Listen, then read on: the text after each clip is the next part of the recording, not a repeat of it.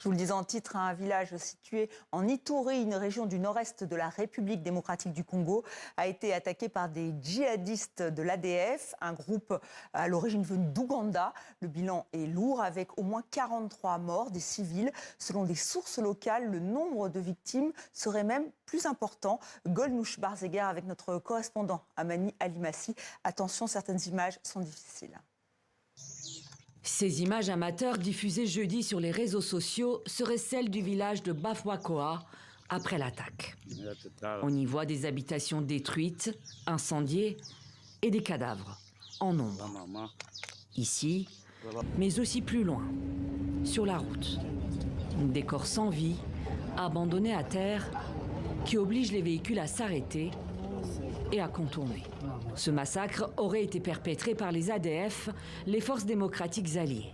Un groupe djihadiste, actif ici en territoire de Mambasa et affilié au groupe État islamique.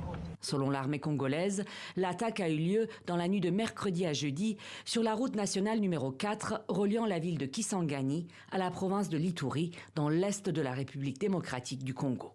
Le bilan fait état de 43 compatriotes tués par ces terroristes, 44 maisons incendiées. Une tuerie qualifiée d'acte barbare et de violence aveugle par les forces armées congolaises qui annoncent dans un communiqué un renforcement de la sécurité avec des opérations militaires ciblées dans la zone. Les FARDC y mènent pourtant des opérations militaires conjointes avec les troupes ougandaises, justement contre les ADF. Cette attaque aurait pu être anticipée selon les représentants de la société civile qui appellent à une réévaluation de ce dispositif conjoint. Nous avons une collaboration normalement parfaite entre l'armée congolaise et l'armée ougandaise, mais qui semble ne plus avoir son impact. Tantôt ils vont partir, tantôt ils vont rester, au même moment. Les massacres continuent.